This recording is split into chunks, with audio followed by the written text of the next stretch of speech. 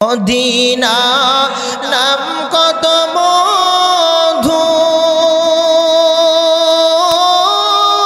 মধুর মদিনা আর যে কত দূর সেই মদিনার পথের ধুলি আমি মাখতে পারলাম না মদিনা যাইতে পারলাম না মদিনা দেখিতে পারলাম না মদিনা নাম কত সুন্দর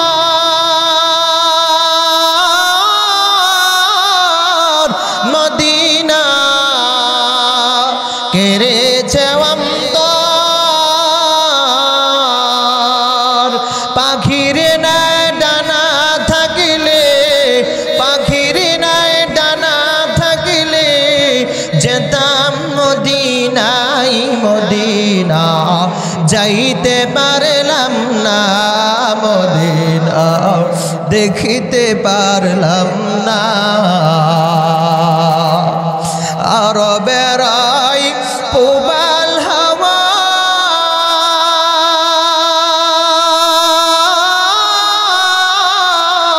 পশ্চিমে করেছ ধাওয়া এই গরিবের দুঃখী সালাম এই গরিবের দুঃখী সালাম পৌঁছে দিও মদিনাই মদিনা যাইতে পারলাম না মদিনা দেখিতে পারলাম না মদিনা যাইতে পারলাম না আশিক বেলা দাঁড়াই শাহিন সাহেব দু আলম আশিক বেলা দাঁড়াই শাহিন সাহেব দু আলম সুন্নাত কি বাইরো বিগর তারা উহার চাহরা দাম সুন্নাত কি বাইরো বিগর তারা উহার চাহরা দাম এরে আমার প্রাণের ভাই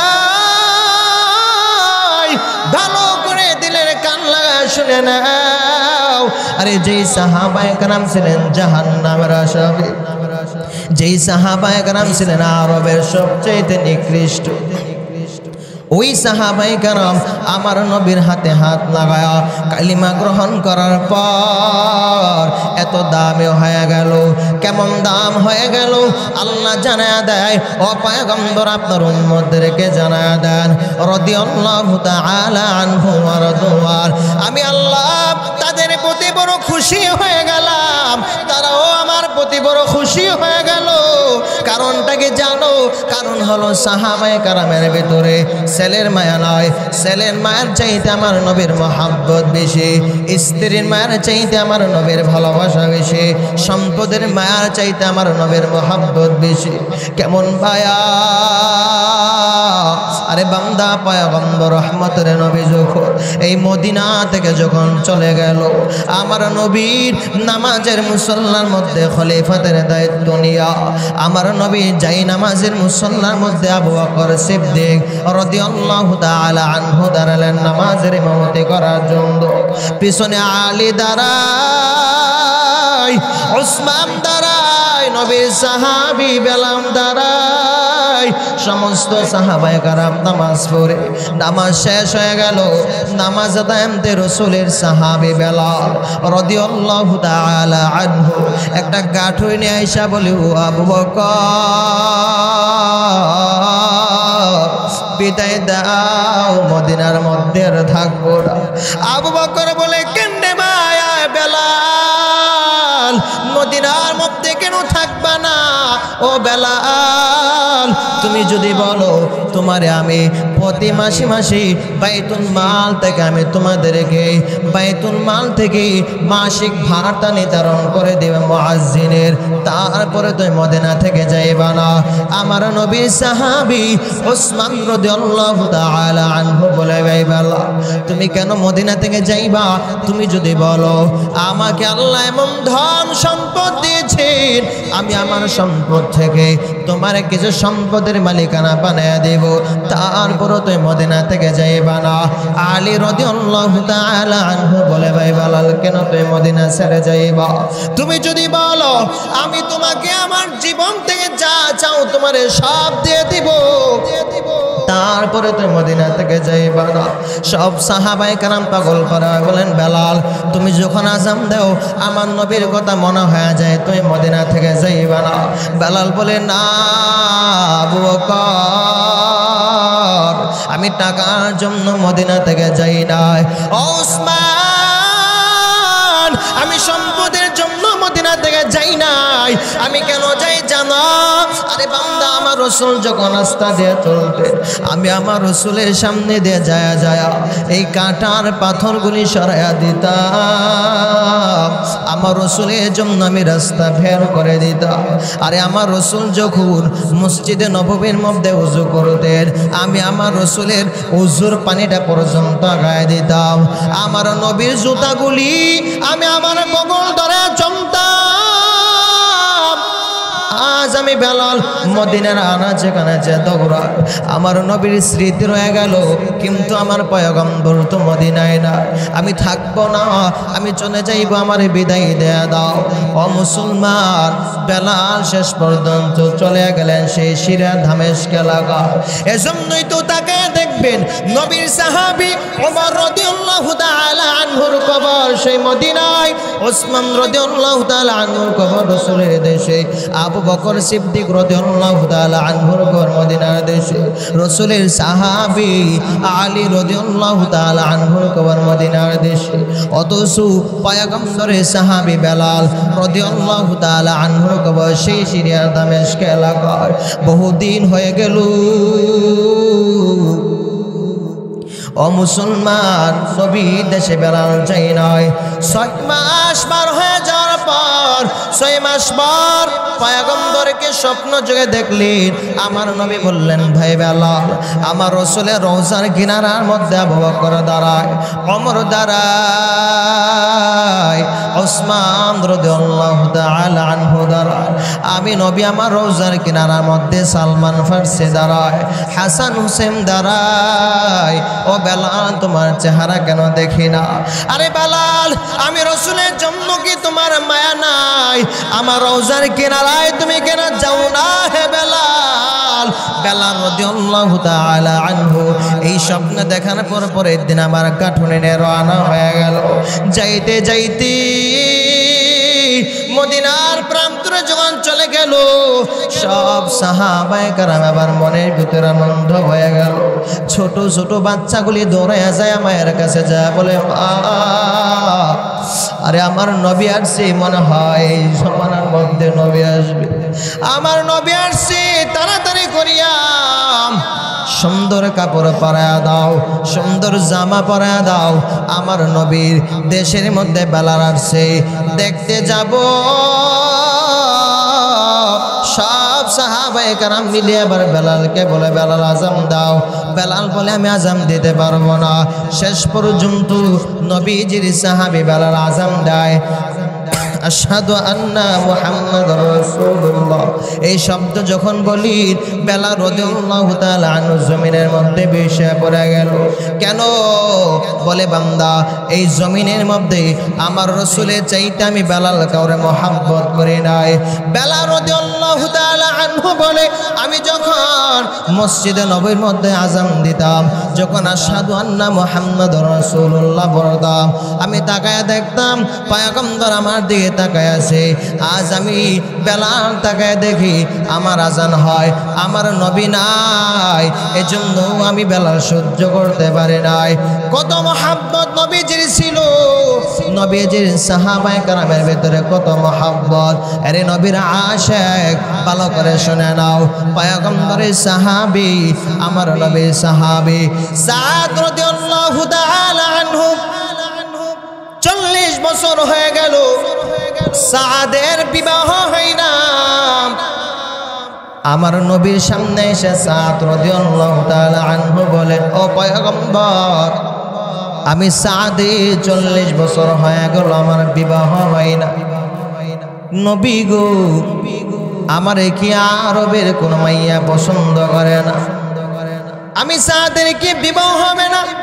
ও নবী আমার, একটু বলেন না আমার আল্লাহ আমার প্রতি রাজি নাকি খুশি নাকি বেজার? পয়গম্বর বলে সাদ, তোমার প্রতি আমি আল্লাহ বড় খুশি। ও সাদ, তুমি বলিছো তোমার বিবাহ হয় না। আমি নবী বলে গেলাম, আরবের সুন্দরী, আরবের রূপসী, গুণে গুণান্বিত আলা এমন একজন ব্যক্তির মেয়ে তোমার ঘরের স্ত্রী হয়ে তোমার ঘরের মধ্যে আসবে। সাহাবায়ে কেরাম অবাক হয়ে গেলেন। পয়গম্বর বলি কি? আরে নবীর কথা তো সত্য, আমার নবী যা বলে তাই তো হয়। আমার নবী বললেন যাও ইবনুল ওয়াহাবের বাড়ির মধ্যে যাইয়া বলো যে পয়গম্বরের পক্ষ থেকে তোমার মেয়ের বিবাহর প্রস্তাব নিয়ে আসছি। সাদ রাদিয়াল্লাহু তাআলা আনহু চলে গেল। যাওয়ার পর ইবনুল ওয়াহাব এর বাড়ির মধ্যে যায় বলে তোমার ঘরের তোমার মেয়ের বিবাহের প্রস্তাব নিয়ে আমি আসছি। সাদ রাদিয়াল্লাহু তাআলা আনহুকে বলেন ইবনুল ওয়াহাব, পাত্রকে বলে আমি সাদ। সাদ রাদিয়াল্লাহু তাআলা আনহুকে বলার পর বললেন, আরে বান্দা, তোমার টাকা নাই, তোমার ক্ষমতা নাই, তোমার কিছুই নাই। আমার মেয়েরে তুমি খাওয়াবা কি? আমার মেয়েরে তুমি রাখবা কোথায়? আমার মেয়েরে তুমি বিবাহ করতে আসো, চলে যাও। সাদ চলে যায় ঘর থেকে। আল্লাহর বান্দে বলে যাইবা না, যাইবা না। ও সাদ, দাঁড়াও, আমার বাবারে বলো তোমারে কে পাঠাইছে? সাদ বলি, আমারে মদিনার নবী রাহমাতুল লিল আলামিন জমিনের মধ্যে পাঠাইছে। আল্লাহর বান্দি বলেন, আবার বলো আমারে কে পাঠাইছে? তোমারে তো আমার বাবারে বলো। বলি, আমারই রহমতের নবী সরকারে দু আলম পাঠাইছে। আল্লাহর বান্দি বলেন, ও বাবা, যে সাদের জন্য আমার নবী রহমতের নবী বিবাহের প্রস্তাব নিয়ে পাঠাইছে, আমি এই সাদরে ছাড়া কোনো আরবের ছেলের সাথে বিয়ে বলবো না। আমার নবী আবার বললেন, যাও যাও সাদ। আরে বান্দা, মসজিদে নববীর মধ্যে সাদ রাদিয়াল্লাহু তাআলা আনহুর বিবাহ হবে। আমার নবী বললেন, সাদ বিবির কি মহারানা দিবা? ও নবী আমার, আপনার সাদের এত গরিব, আপনার সাদ টাকা দেওয়ার মতন ক্ষমতা নাই। আপনার সাদ আমার পয়গম্বর ওসমান রাদিয়াল্লাহু তাআলা আনহু থেকে 200 দিনারে নিয়া, আর হযরত ওমর রাদিয়াল্লাহু তাআলা আনহু থেকে 200 দিনারে নিয়া পয়গম্বর উসমান রাদিয়াল্লাহু তাআলা আনহু টাকা নিয়ে বললেন, সাদ নাও, এই 200 দিনার তুমি তোমার বিবির মহারানা দিবা, আর এই 200 দিনার দ্বারা কিছু কেনাকাটা করবা। এই দিন ছিল উহুদের যুদ্ধের দিন। বলে, পয়গম্বর, আমার নবী দেশে আমি কিভাবে যাব আপনারে ছাড়া? আমি আমার বিবির কাছে যাব না। শেষ পর্যন্ত সাদ দৌড়ায় যুদ্ধের ময়দানে করার জন্য, জিহাদের তামান্না নিয়ে কোরআনের বিজয় আনার জন্য। আরে মুসলমান, এত সাধনা এত কষ্ট করার পর পয়গম্বর বলেন, উম্মত আনা খাতামান নবীন লা নবিয়্যা বাদা, আমি নবী চলে গেলাম, আমার পর উম্মতের কোনো নতুন নবী আসবে না। আর যদি এই যুগের মধ্যে যদি কোনো নতুন পয়গম্বর হয়ে আসতেন, পয়গম্বর বলেন, ক্বালান নবিয়্যু সাল্লাল্লাহু আলাইহি ওয়াসাল্লাম, আমার নবী বলি, এই যুগের মধ্যে যদি কোনো নতুন নবীর উম্মতের যদি নতুন নবী স্বীকারোক্ত যদি নিয়ে আসতেন, লাউ কানা বাদিন নবিয়ান লাউ কানা ওমর সেই নবীর সনদ পাওয়া যাইতেন। পয়গম্বর বলি, এই দুনিয়ার জমিনের মধ্যে আমি 2 জিনিস রেখে গেলাম। 1 নম্বর, আল্লাহর নবী বলি, তারাকতু ফিকুম আমরাইন লান তাদিল্লু মা তামাসসাকতুম বিহিমা কিতাবাল্লাহি ওয়া সুন্নাত রাসূলি। 1 নম্বর হলো আল্লাহ তাআলার কিতাব, 2 নম্বর নবীর সুন্নাত। আরে উম্মত, এই 2 জিনিস যদি কিয়ামত পর্যন্ত আঁকড়ে ধরে রাখতে পারো, কোনো দিন সম্মান নষ্ট হবে না, ইজ্জত নষ্ট হবে না। দুনিয়াতে হবা বাদশা, আখিরাতে হবা বিনা হিসাবে জান্নাতি। রে বান্দা, এই 2 সুন্নতের জন্য আল্লাহর কুরআন, আমার নবীকে আল্লাহ কোরআন দিয়েছেন হেরা গুহার মধ্যে। 40 বছর পর নবী সাধনা করার পর 40 বছর পর পয়গম্বরের সামনে জিবরিল আসার পর বললেন, ও নবী, আল্লাহর পক্ষ থেকে নেয়া কোরআনের ওহী নিয়ে আসছে। জিবরাইলের বুকের সাথে নবীর বুকটা লাগায়া বললেন, ইকরা, আপনি পড়ুন। আর নবী বললেন, মা নবী করিম, আমি পড়তে জানি না। আবার জিবরাইলের বুকের সাথে বুক লাগায়া পয়গম্বরকে একটু হালকা চাপ দেয়া বললেন, ও নবী, ইকরা, আপনি পড়ুন।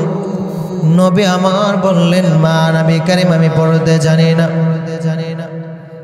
এবার জিবরাইল রাসূলের বুকের সাথে বুকটা লাগায়া আর একটু জোরে চাপ দেয়া বললেন, ও নবী, ইকরা, আপনি পড়ুন আপনার রবের নামে। যখন একটু জোরে চাপ দিলেন, পয়গম্বর জবান থেকে আয়াত বের হইতে শুরু করে দিল, ইকরা বিসমি রাব্বিকাল্লাযী খালাক, খালাকাল ইনসানা মিন আলাক, ইকরা রাব্বুকাল আকরাম, আল্লাযী আল্লামা বিল কলাম। পয়গম্বর আয়াত পড়ার পর আমার নবী হেরা গুহা থেকে ডাইরেক্ট নামে চলে গেলেন খাদিজাতুল কুবরা রাদিয়াল্লাহু তাআলা আনহার ঘরে। যায় বললেন, খাদিজা, জামনিলুনি, আবৃত করে নাও। ওরে বান্দা নবীরে, খাদিজাতুল কুবরা রাদিয়াল্লাহু তাআলা আনহা নবীকে যখন চাদর দ্বারা আবৃত করলেন, খাদিজা রাদিয়াল্লাহু তাআলা আনহা নিজের কানে শুনতে পায় আমার নবী এই কম্বলের ভিতরে গুনগুন করে চোখের পানি ফেলে কান্না করতেছে। খাদিজা রাদিয়াল্লাহু তাআলা আনহা বলেন, ও মায়ার নবী আমার, আমি খাদিজার কোন ব্যবহারে আপনি কি কষ্ট পেয়েছেন? আমি খাদিজার কোন আচরণে কি কষ্ট পেয়েছি? নবী গো, আপনি কেন এই কম্বলের ভিতরে চোখের পানি ফেলায়া কান্না করেন নবী আমার? আরে বান্দা, পয়গম্বর খাদিজা রাদিয়াল্লাহু তাআলা আনহার কাছে সেই হারা গুহায় সব কষ্টের বিবরণ দিয়েছেন। ওরে নবীর আশিক আম্মাজান খাদিজা, আম্মাজান খাদিজা রাদিয়াল্লাহু তাআলা আনহা বলে, নবী আমার, আপনি চিন্তা করতেছেন এই কোরআন আল্লাহ দিয়েছে, এই কোরআনের সনদের স্বীকারোক্তি আরবের কোনো মানুষ দিবে কিনা? নবী গো, আল্লাহর জাতের কসম করে বলে, এই কোরআনের যদি সনদের স্বীকারোক্তি যদি আরবের কোনো মানুষ না দেয়, আমি খাদিজা সর্বপ্রথম আপনার হাতে হাত লাগায়া বললাম, এই কোরআনের সনদের স্বীকারোক্তি আমি খাদিজা দিয়ে দিলাম। নবী আমার মনটা বড় খুশি হয়ে গেল। পয়গম্বর আবার কোরআনের দাওয়াত দেওয়ার জন্য রওনা। নবী কোরআনের দাওয়াত দেয়, আরবের বেঈমানেরা বলেন, আরে একজন আসছে পাগল, আমাদের ধর্মের বিপক্ষে কথা বলে। কে সে? বলে আব্দুল্লাহর সন্তান মুহাম্মদ সাল্লাল্লাহু আলাইহি ওয়াসাল্লাম। রে বান্দা, এবার নবীর কাছে প্রস্তাব দেয়, হে মুহাম্মদ, সাবধান, আমাদের ধর্মের বিপক্ষে তুমি কথা বলবা না, আমাদেরকে নিয়ে তুমি কথা বলবা না। মায়ের নবী বলেন, আল্লাহর দাওয়াত নিয়ে আসছে, গ্রহণ করে নাও। বলে কাফেররা, তুমি যদি আমাদের ধর্মের বিপক্ষে কথা বলো, তোমাদেরকে দেশ ত্যাগ করে দেব। এক পরাজয় নবীর সিদ্ধান্ত করিয়া পয়গম্বরের জবান যখন বন্ধ করতে না পারে, আমার নবীর এবার তারা দেয় হিজরত করার জন্য পয়গম্বর চলে যাও। ওরে বান্দা, তারা সিদ্ধান্ত করলো মায়ার নবীর তারা মারবে। আল্লাহ হয়ে জানায়, নবী আমার, সকালবেলা আপনি রওনা হয়ে যান, কাফেরদের বড় ষড়যন্ত্র, আপনাকে মারবে পয়গম্বর। আমার নবী এবার রওনা হয়ে গেলেন, হিজরতের জন্য বের হয়ে যাবেন। আলী রাদিয়াল্লাহু তাআলা আনহুকে রাখতে বললেন, হে আলী আয়। আরে আলী, আরবের মানুষেরা তারা আমার এত অত্যাচার করে, কিন্তু তারা তো আমার একটা বিশ্বাসে উপাধি দিয়েছে আল আমিন। এ আল আমিনের উপাধির কারণে তারা আমাকে স্ত্রীর কাছে যা লাগবে, সন্তানের কাছে যা লাগবে, এই সবগুলি আমার কাছে আমানত দিয়ে যায়। চিন্তার কোনো কারণ নাই। আমি আবু বকর, আমি রসুলের সাহাবী ওমর, এই সব চাইতে রসুলকে তো বড় ভালোবাসি আমি। আলী রাদিয়াল্লাহু তাআলা আনহুকে পয়গম্বর আমানতের খেয়ানত করার জন্য আশ্রয় দিয়া আমার নবী আবার হিজরতের জন্য রওনা হয়ে গেল। আরে মুসলমান,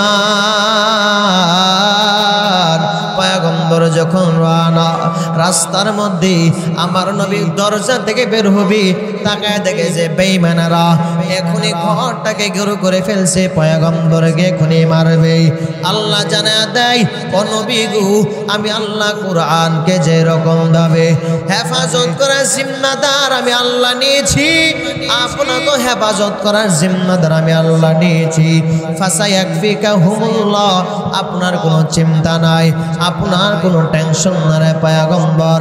আপনি কিছু দোলা বালু হাতে নেন, আর আমি আল্লাহ আয়াত শিখে দিলাম, আপনি আয়াতগুলি পড়িয়া এই ধুলার মধ্যে ধম করেন, আর কাফেরদের চোখে সেটা দেন, তারা চোখ তুলবে, আপনি মধ্যখানে নিরাপদে বের হয়ে যাবে। আল্লাহ আয়াত শেখা দেয়, ইয়াসিন ওয়াল কুরআনিল হাকীম ইন্নাকা লামিনাল মুরসালিন আলা সিরাতিম মুস্তাকিম। আল্লাহু আকবার। ও নবী আমার, আপনার কোনো ভয় নাই, আপনি আয়াতগুলি পড়িয়া ভালোর মধ্যে দম করেন, আর কাফেরদের চোখে সিটা দেয়া দেন।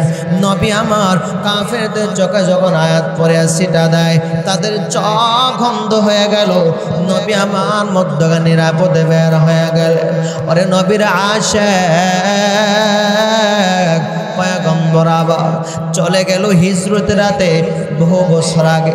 আবু বকর সিদ্দিক রাদিয়াল্লাহু তাআলা আনহুর কানে কানে বলেছিলেন, এরে আবু বকর, কোন একদিন তুমি আমার হিজরতের সফরের সাথে হইবা। এই কথা যেদিন আবু বকর সিদ্দিক রাদিয়াল্লাহু তাআলা আনহু শুনলেন, শোনার পর থেকে নিয়া আজও পর্যন্ত একটা দিন ঘুমায় না, একটা রাত ঘুমাই না, দরজার কিনারার মধ্যে দাঁড়ায় দাঁড়ায় অপেক্ষা করে আমার নবী আসবে, রহমতের নবী আমার ঘরে এসে মেহমানদারি করবে। আরে মুসলমান, আমার নবী আবু বকর সিদ্দিক রাদিয়াল্লাহু তাআলা আনহুর ঘরে যায়, দরজার মধ্যে দাঁড়ায়া আস্তে করে টুকা দিছি, আর বলেছে আবু বকর, একটা ডাক দেওয়ার সাথে সাথে দরজা খুলিয়া দিল। আবু বকর বলে, লাব্বাইক ইয়া রাসূলুল্লাহ, ও নবী আমার, আমি আবু বকর হাজির। মায়ার নবী বললেন, আবু বকর আপনি কি ঘুমান না? আবু বকর চোখের পানি ফালে কাঁদে আর বলে, ও পয়গম্বর, বহুদিন আগে আপনি আমার কানে কানে বলেছেন, ও আবু বকর, একদিন তুমি আমার হিজরতের সফর সাথী হইবা। ও পয়গম্বর, ওই কথাটা যখন আমি আবু বকর শুনলাম, শোনার পর থেকে নিয়ে একটা রাত পর্যন্ত ঘুমাই নবী গো। আমি শুধু ঘুমাই না, এমন ধারে নারে নবী আমার ঘরে আমার মেয়ে আসমাও পর্যন্ত ঘুমাই নাই। সারা রাত দাঁড়ায় দাঁড়ায় নাস্তা বানায়া বানায় অপেক্ষা করে পয়গম্বর কোন একদিন আমার নবী আমার ঘরের মধ্যে নাস্তার মেহমান হবে। ও মুসলমান, আবু বকর সিদ্দিক রাদিয়াল্লাহু তাআলা আনহু বলে, নবী আমার মেয়ে আসমা শুধু ঘুমাই না, এমনটাও না রে নবী, পর্যন্ত ঘুমাই না, সারা রাত দাঁড়ায় দাঁড়া অপেক্ষা করে। মদিনার নবী আমি এই উটের বাহনী হয়ে একদিন হিজরতের পথে রওনা হব। আরে মুসলমান, আমার নবী আবার রওনা হয়ে গেলেন। যাইতে যাইতে এক গুহার মধ্যে পয়গম্বর যে আশ্রয় নিয়েছিলেন। লম্বা ঘটনা আমি সংক্ষেপে আগায় নেয়। পয়গম্বর গুহার মধ্যে যখন আশ্রয় নেয়, আবু বকর সিদ্দিক রাদিয়াল্লাহু তাআলা আনহু এই গুহার মধ্যে ঢুকে সব পরিষ্কার করলেন। ওই গুহার ভিতরে একটা সাপ ছিল। আবু বকর গায়ের চাদর ছিঁড়ে ছিঁড়ে সব ছিদ্র বন্ধ করলেন। একটা ছিদ্র খোলা ছিল, পা দ্বারা চাপা দিলেন। ওই সাপ যখন ছিল, সাপ নবীর দেখার জন্য পাগল পায়ের মধ্যে আক্রমণ করলো। আবু বকর কান্না করে করে গাল বেয়ে বেয়ে চোখের পানি পড়িয়া আমার নবীর শরীরের মধ্যে যখন পড়লো, পয়গম্বর বলে, আবু বকর আপনি কেন কাঁদেন? ও নবী আমার, এই গুহার ভিতরে, এই গর্তের ভিতরে একটা সাপ আমাকে আঘাত করেছে। আমার নবী লালা মুবারক যখন আবু বকরের কাটা মুবারকের মধ্যে লাগাইলেন, সাথে সাথে ওই সাপের বিষটা পানি হয়ে গেল। নবী 40 দিন লাগায়া লাগায়া হিজরত করলেন। ওই মদিনাওয়ালা খুশি, এক মদিনাওয়ালা বলেন নবী আমার বাড়িতে আসবে, পয়গম্বর আমার বাড়ির মধ্যে মেহমান হবে। আমার নবী বললেন ওর যেদিকে যাই সেদিকে যাব। শেষ পর্যন্ত পয়গম্বরের সাহাবী আবু আইয়ুব আনসারী রাদিয়াল্লাহু তাআলা আনহু, ওই নবীর উম্মত আমার নবী আবু আইয়ুব আনসারী রাদিয়াল্লাহু তাআলা আনহুর বাড়িতে যে আশ্রয় নিয়েছিলেন, ওইখান থেকে পয়গম্বর কোরআনের দাওয়াত দিয়া দিয়া উম্মতদের পায়ে ধরে ধরে বললেন, হে উম্মতেরা, আমি নবী দুনিয়া থেকে বিদায় হয়ে গেলাম, দুই জিনিস দেয়া গেলাম। আঁকড়িয়া ধর, জীবনে তো গরিব ইজ্জত নষ্ট হবে না। দুনিয়াতে আল্লাহ বাড়াবে বাদশা, আখিরাতে বানাবে বিনা হিসাবে জান্নাতে। ওই দুই জিনিসের মধ্যে এক নম্বর হলো আল্লাহর কোরআন, দুই নম্বর হলো নবীর আদর্শ। রে বান্দা, নবীর আদর্শ এই জমিনের মধ্যে যারা লালিত পালিত করেছে, আল্লাহর কসম করে বলি একটা মানুষ নাই নবীর আদর্শ নিয়া তারা দুনিয়াতে বেজ্জত হয়েছে। অথচ বান্দা পয়গম্বর আদর্শ ওয়ালা জিন্দেগি যারা অর্জন করেছে, তারা দুনিয়াতে বড় কামিয়াব হয়ে গেছে। দুনিয়াতে তারা বাদশা হয়েছে। আখিরাতে রাসূলের ওয়াদা, উম্মত আমি নবী তোমাদেরকে বিনা হিসেবে জান্নাতের সুপারিশ নিয়ে নেব। আরে বান্দা, এই দুনিয়া কিছু না রে ভাই, এই দুনিয়া কিছুই না। আরে নবীর আশিক দুনিয়াতে যাদেরকে আপন মনে করো, আসলে কি আপন না। যেদিন প্রাণ পাখি উড়িয়া যাবে, সেদিন বুঝবা আপন কাকে বলে। আরে বান্দা, ওই কবরের মধ্যে কি নিয়ে রওনা হইলা? আল্লাহর পয়গম্বর বলে হাসরের ময়দানের মধ্যে বান্দারা আমলনামা যা কিছু আছে, এ বান্দার টাকা পয়সা সম্পদ এগুলি কিছুই কবরে যাবে না। নবী আমার বলে ওই কবরের মধ্যে বান্দার কিছু আমল যাবে, কিছু গুণ যাবে। ইয়াউমা লা ইয়ানফাউ মালু ওয়ালা বানুন ইল্লা মা আতাল্লাহ বিকলবিন সালিম। আল্লাহ তাআলা বলে কিয়ামতের ময়দানে লা ইয়ানফাউ, কোনো উপকার আসবে না, কোনো কাজে আসবে না। মালু ওয়ালা বানুন, বান্দার মাল, বান্দার সম্পদ, বান্দার সন্তান কিছুই কিয়ামতের ময়দানে উপকার আসবে না। কি উপকার আসবে?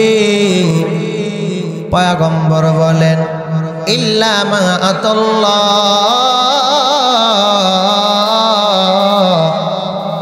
ইল্লা মা আতাল্লাহ বিকলবিন সালিম। পয়গম্বর আমার বলে কিয়ামতের ময়দানে এই সন্তান, এই সম্পদ কিছুই বান্দা তোমার উপকার আসবে না। কিয়ামতের ময়দানে এমন একটা দিলের উপকার আসবে, এমন একটা কলবের উপকার আসবে, যেই কলবের মধ্যে আমার রাসূলের মহব্বত, যেই কলবের ভিতরে কোরআনের মহব্বত, যে কলব থাকবে বড় পরিষ্কারওয়ালা কলব। কেমন কলব? বলে যেই কলব থাকবে বেলাল রাদিয়াল্লাহু তাআলা আনহুর মতো কলব। কে সে বেলাল?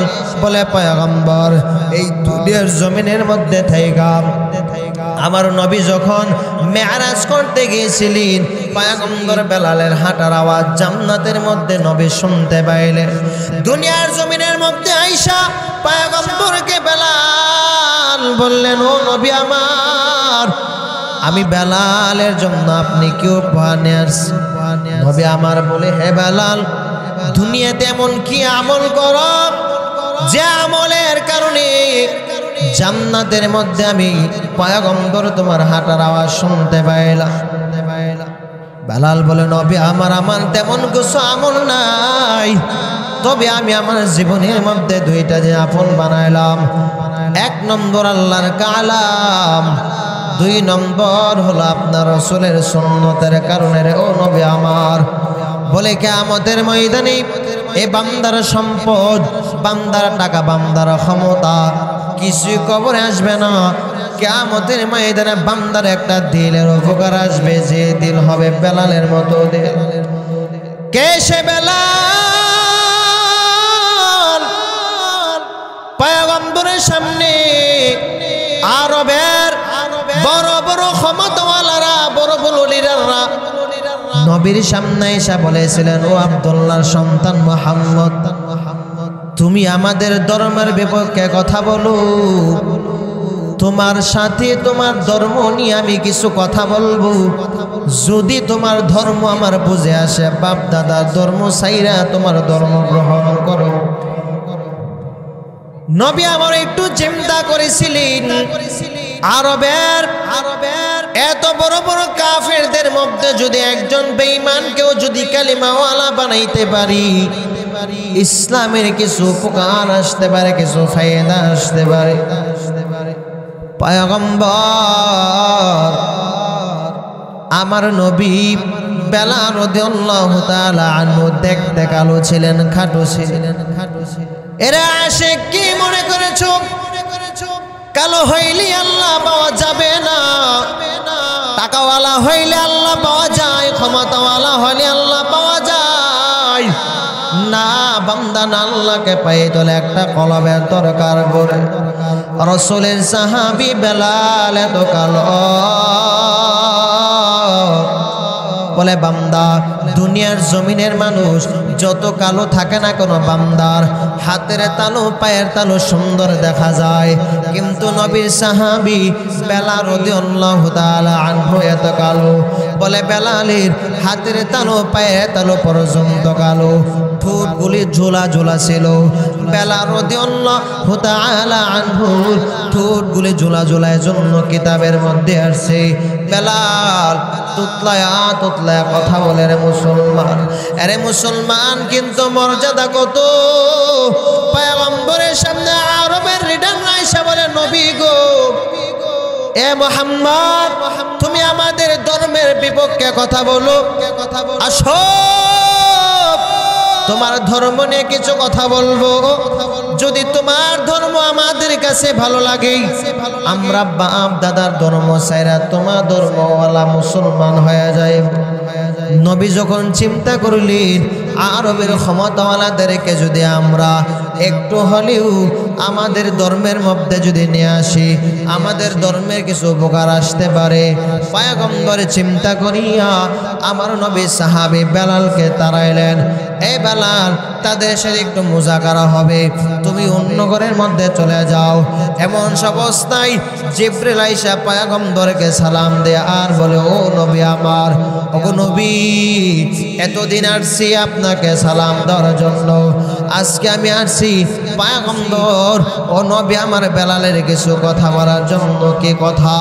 আল্লাহর পক্ষ থেকে আসছি ও নবী গো, আমার আল্লাহ জানাই দিয়েছেন, এই দুনিয়ার বড় বড় লিডারদেরকে যদি এক জায়গায় রাখা হয়, আর বেলালের এক রাতের আমলের ইবাদত যদি অন্য পাল্লায় রাখা হয়, হাজার গুণী এই পাল্লা চাইতে বেলালের পাল্লার আমলের ওজন বেশি হয়ে যাবে। দাম আসছে কিভাবে? বলে কলবের কারণে। দুনিয়ায় বড় সম্মানওয়ালা হয়ে গেল, আল্লাহ তাআলা তাদের মর্যাদা বেড়ে গেল, অথচ তারা কত বড় আসামি ছিল। আরবের সবচেয়ে বড় নিকৃষ্টওয়ালা সাহাবায়ে কেরাম ছিল।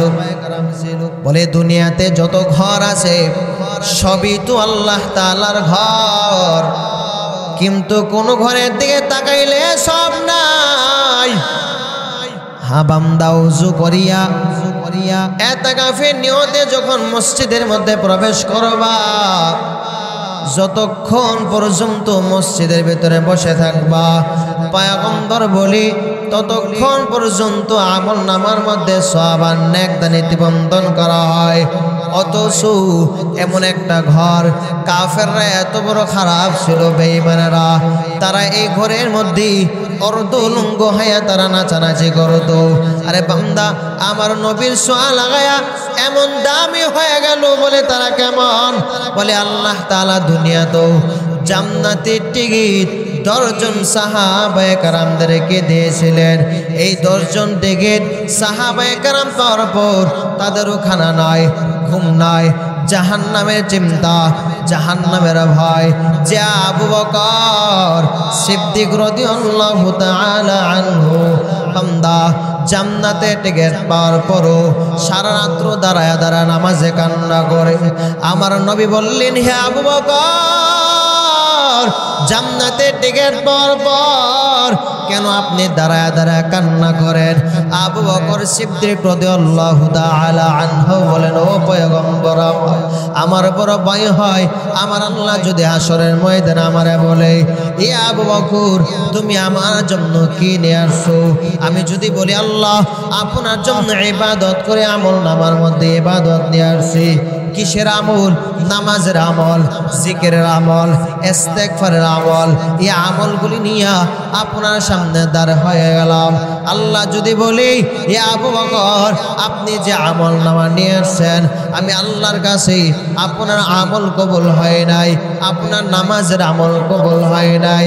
কারণ কি? বলে কারণ হলো যেইভাবে নামাজ পড়ার কথা ও আবু বকর আপনি সেইভাবে নামাজ পড়তে পারেন নাই, যেইভাবে জিকির করার কথা আপনি সেইভাবে জিকির করতে পারেন নাই, যেইভাবে আমল করার কথা আপনি সেইভাবে আমল করতে পারেন নাই। যাও যাও, আপনারা এই আমলের কৃতকর্মের ফল নেওয়া যাও, বিনিময়ে আমার জান্নাতটা দেয়া দাও। কি উপায় হবে? এই চিন্তা যখন আমার চোখের মধ্যে ভাইসা ওঠে, ও নবী, আমি আমার চোখের পানি ধরে রাখতে পারি না।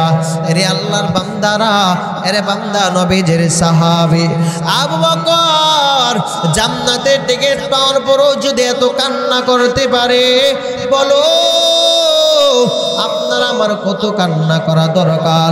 আরে এলাকার মুসলমান ও যুবক বাবারা, এরে পর্দার অন্তরে আম্মা যান, এই দুনিয়াতে তো আপনারা বড় সম্মানিত নারী রে বা। আরে আল্লাহর বান্দারা, এই দুনিয়ার ঈমানওয়ালার ঘরে থাইকা ঈমানওয়ালা হইছে, বেঈমানের ঘরে থাইকাও আসিয়া রাদিয়াল্লাহু তাআলা আনহু কালেমাওয়ালা হয়ে গেছে। আল্লাহর পয়গম্বর আমার নবীর সোয়ানিয়া, নবীর আদর্শ যখন তার অর্জন করলো, আমার পয়গম্বর আদর্শ নিয়ে তার বড় দামে হয়ে গেল। আরে আল্লাহর আশিক আসিয়া রাদিয়াল্লাহু তাআলা আনহু ফেরাউন এর স্ত্রী আসিয়া ঈমান কত মজবুত ছিল।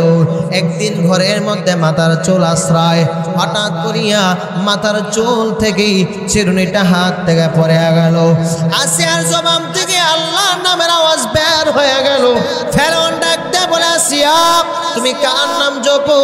আসিয়া বলে, আমি আমার মাওলার নাম জপি। আরে তুমি কোন খোদা মানো? বলে, যে খোদা আমারে বানাইছে তোমারও বানাইছে। ফেরাউন বলে, ও আসিয়া, আমি তো মিশরের মধ্যে বড় খোদা। বলে, না না, তুমি মিশরের বড় খোদা হতে পারো না। ফেরাউন ডাক দেয় বলি, ও আসিয়া, তুমি যদি আমার খোদা করে স্বীকারোক্তি না দাও, তাহলে আমার এই খোদা করে কোনো ভ্যালু থাকবে না। এক পর্যায়ে বলি, তুমি যদি আমার এই কালিমার, আমার এই ধর্মের যদি স্বীকারোক্তি না দাও, তাহলে তোমারে মেরে ফেলবো, ফাঁসির মঞ্চের মধ্যে নেওয়া যাইব। আসিয়াকে যখন রেডি করে নেওয়া যাইলেন, এই সময় পয়গম্বর মুসা নবীর রাস্তা দেয়া যায়। ফেরাউনকে ডাক দেয়া বলে, ও মুসা, দেখো নিয়ে আসে রে কি শাস্তি দিদিস সিজদেগা। আসিয়া বলি, ও ফেরাউন, আপনি আমারে যত অত্যাচার করেন আর যত মারেন আমার কোনো লাভ হবে না। আমি আল্লাহর কালিমা নিয়ে আসছি, আমি আমার মাওলা পাকের কোরআনকে স্বীকারোক্তি করে নিয়েছি। ফেরাউন আসিয়া যখন ফাঁসির মঞ্চ নিয়ে যাবে, ওই সময় পয়গম্বর মুসা নবী রাস্তা দিয়ে হেঁটে যায়। আসিয়া ডাক দেয়, বলে ও নবী মুসা, আপনি জানেননি আমি আসিয়ার কি খবর? বলে হ্যাঁ জানি। তোমারই ফেরাউন মেরে ফেলবে, তোমারে ফেরাউন ফাঁসির মঞ্চে নেওয়া যাবে। ওই সময় আসিয়া দুই চোখের পানি ফেলে আল্লাহর কাছে কান্না করলেন আর বলেন, ক্বালা রব্বি বিনিলি ইনদাকা বাইতান ফিল জান্নাহ। ও দয়ার আল্লাহ, এই দুনিয়ার এত বড় নাম করা বেঈমান ফেরাউনের ঘরে স্ত্রী হারা করো, আমার থাকার জায়গা হলো না, আমার ঘুমার জায়গা হলো না। আয় আল্লাহ, এই সবগুলি আপনার জন্য মেনে নিলাম রে আল্লাহ।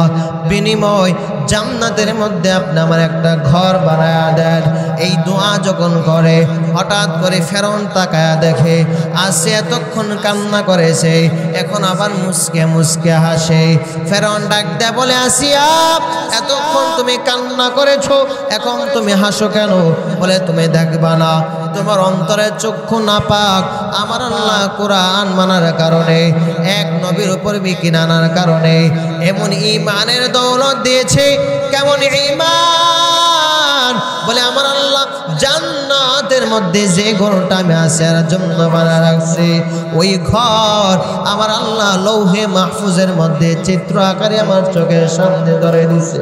আরে বান্দা তো দাম হয়ে গেল, দুনিয়া তো কামিয়াব হয়ে গেল। আরে বান্দা এবার আসিয়া বলে, এই ফারুন, আমার মার অত্যাচার করা কোনো লাভ নাই, আমি আমার আল্লাহর সামনে দিদার নেওয়ার জন্য পাগল। আরে বান্দা, ওই আদর্শওয়ালা জিন্দেগি নিজেরকে গঠন করে নাও। দুনিয়াতে আল্লাহ বানাবে বাদশাহ, আখিরাতেও বানাবে বিনা হিসেবে জান্নাতি। আরে নবীর আশায় পয়গম্বর আদর্শ যারা দুনিয়াতে নিয়েছে তারও বড় কামিয়াব হয়ে গেছে। এই দুনিয়ায় কতদিন বাঁচবারে ভাই? আরে বান্দা, দিনের বেলা সন্তানের মরণ, রাতের বেলা মানুষের মরণ, 24 ঘন্টা মানুষের মরণ। আরে বান্দা, এই দুনিয়া থাকার জায়গা না, ওই আমলের চিন্তা করো। কি আমল নিয়া ওই কবরের দিকে রওনা হইলা? আরে বান্দা, কবর বারবার প্রতিদিন ডাকে, আনা বাইতুত তোরা, আনা বাইতুল ওয়াহদা, আনা বাইতুদ দুদ। আমি কবর হলাম একাকে ঘর, আমি কবর হলাম সাপ বিচ্ছুর ঘর। আমি কবর বাড়ি চিনি না, হে নেতাওয়ালা, আমি কবর নেতা চিনি না, আমি কবর চিনি না আমল। আরে বান্দা, যদি ভালো আমল নিয়ে আসো আমি তোমার সাথে ভালো আচরণ করবো, আর যদি খারাপ আমল নিয়ে আসো আমি কবর কিন্তু এমন জোরে চাপ মারবো, এক পাজরে হার অন্য পাজরতে ঢুকে পারবো। বান্দা, বুঝিয়া শুনিয়া কবরের দিকে রওনা হয়ে যাও। আরে বান্দা, কত মানুষ দুনিয়ার জমিনের মধ্যে হাইসা চইলা সুন্দর করে জীবন যাপন করে বিদায় হয়ে গেল। এমন আল্লাহর বান্দা আছে দুনিয়াতে আসছে কত সুন্দর, হাইসা চইলা সারাদিন চইলা হঠাৎ করে দুনিয়া থেকে বিদায় হয়ে গেল। অতএব আল্লাহর কাছে কাঁদো, আল্লাহ জীবনে তো কত অন্যায় করলাম, কত অপরাধ করলাম, আয় আল্লাহ আপনি আমাদেরকে মাফ করে দেন। আয় আল্লাহ নবীর আদর্শওয়ালা জিন্দেগি দান করেন, কোরআনওয়ালা জিন্দেগি দান করেন, পয়গম্বরের সুন্নতওয়ালা জিন্দেগি দান করেন। বলেন আমিন। আরো জোরে বলেন আমিন, চিল্লা বলেন আমিন।